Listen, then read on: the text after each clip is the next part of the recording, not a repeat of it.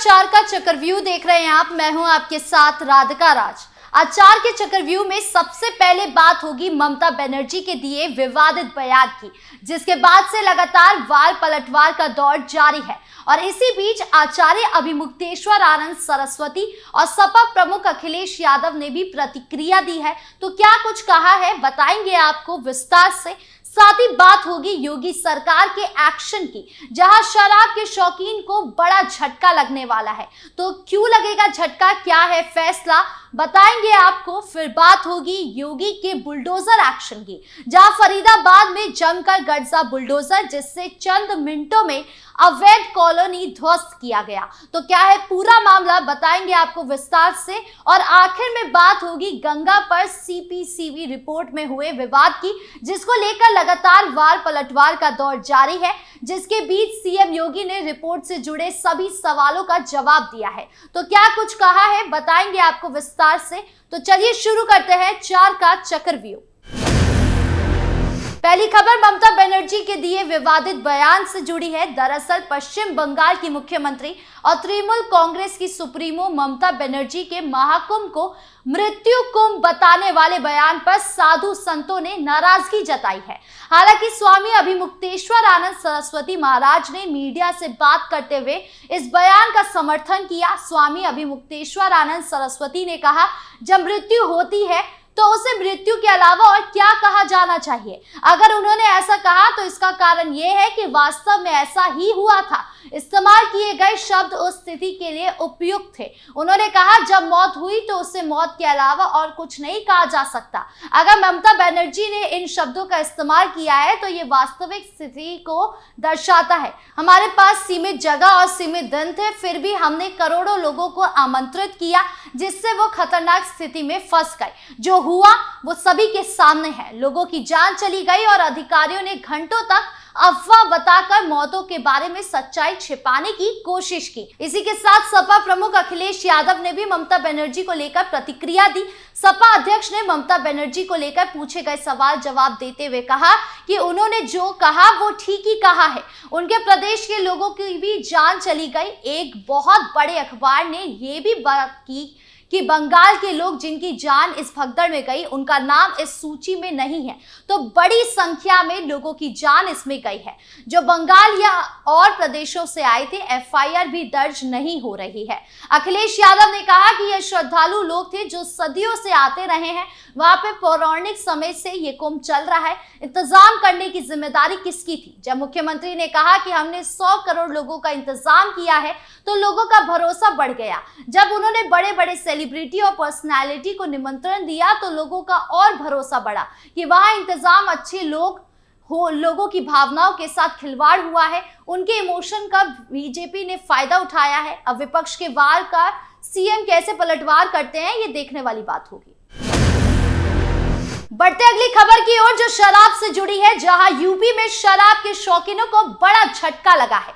दरअसल शौकीनों के लिए बुरी खबर है। योगी सरकार द्वारा लाई जा रही नई आबकारी नीति की वजह से प्रदेश में शराब की दुकानों की संख्या कम हो जाएगी, क्योंकि अब सरकार ने पहली बार शराब को कंपोजिट दुकानें खोलने जाने की मंजूरी दी है, जिससे अब प्रदेश में अंग्रेजी बियर और वाइन की बिक्री एक साथ एक दुकान पर की जा सकेगी। इस फैसले के बाद प्रदेश में करीब 3000 से ज्यादा दुकानें कम हो जाने की संभावना है।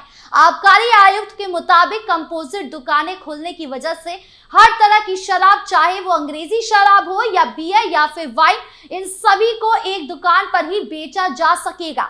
इसीलिए सरकार बिक्री के लिए अब कम दुकानों की जरूरत होगी।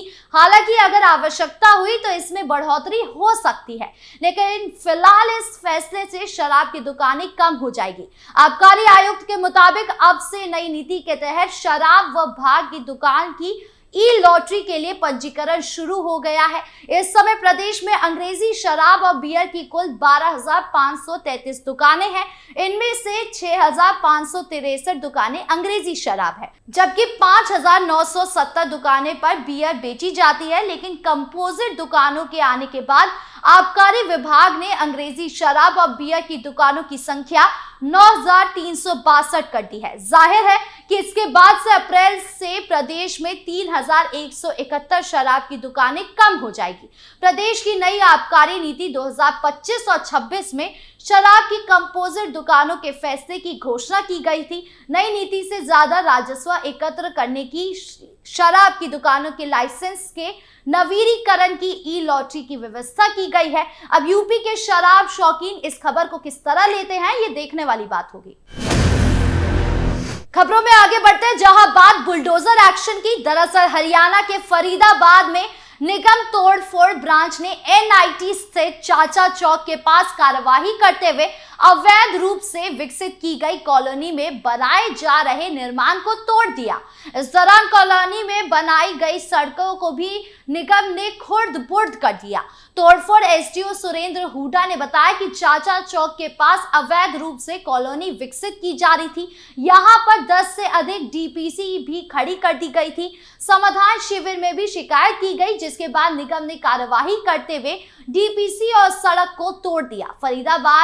फरीदाबाद तिंगाव 4 लेन सड़क निर्माण के बाद अब सड़क से मलबा उठाना शुरू कर दिया गया है। भतौला से लेकर तिगाव तक सड़क के दोनों ओर मिट्टी व मलबा के ढेर को मंगलवार सुबह से लेकर शाम तक साफ किया गया। बता दें कि दैनिक जागरण में मंगलवार के अंक में लापरवाही ले रही जार, जिम्मेदारी बने अनजान शीर्षक से समाचार प्रकाशित किया गया।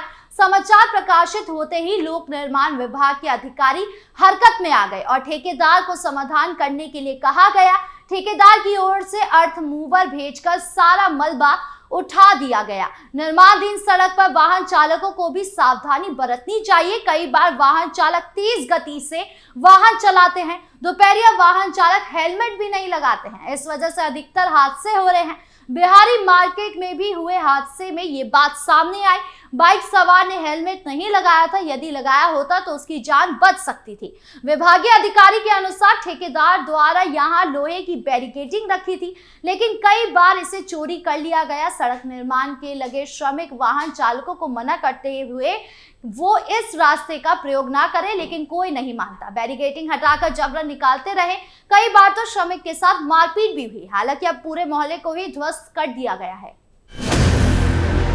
खबरों के अंत में अब बात सीपीसीबी रिपोर्ट की। दरअसल प्रयागराज महाकुंभ के दौरान गंगा यमुना में प्रदूषण की सेंट्रल पॉल्यूशन कंट्रोल बोर्ड यानी सीपीसीबी की रिपोर्ट आने के बाद सियासी बवाल बढ़ता जा रहा है। इस रिपोर्ट में गंगा के पानी को प्राथमिक गुणवत्ता के हिसाब से नहाने के योग्य नहीं बताया गया, जिसके बाद सीएम योगी ने जनता को आश्वासन देते हुए ये साफ किया कि सीपीसीबी रिपोर्ट सिर्फ लोगों को भटकाने और पार्टी के खिलाफ प्रचार का जरिया है।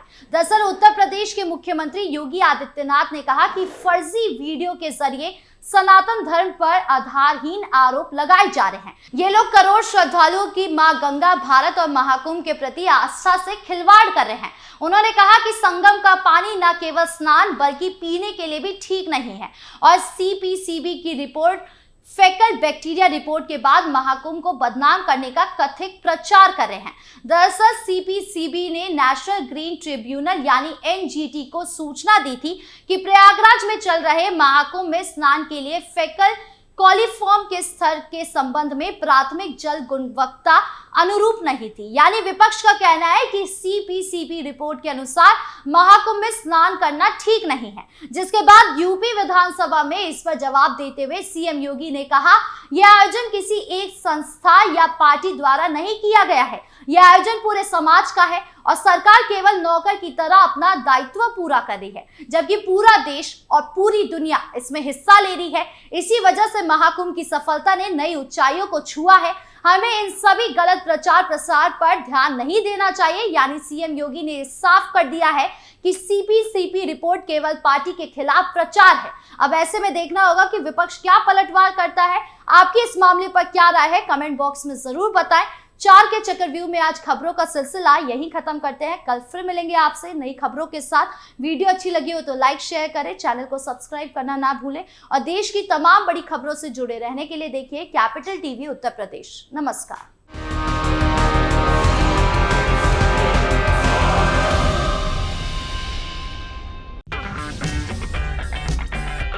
अगर आपको हमारा वीडियो पसंद आया हो तो इसे लाइक करें, हमारे चैनल को सब्सक्राइब करें और हाँ, बेल आइकन दबाना ना भूलें ताकि आप तक हमारे वीडियो की नोटिफिकेशन पहुंचती रहे। आप अपना सुझाव हमें कमेंट बॉक्स में दे सकते हैं। हमारे साथ जुड़ने के लिए शुक्रिया।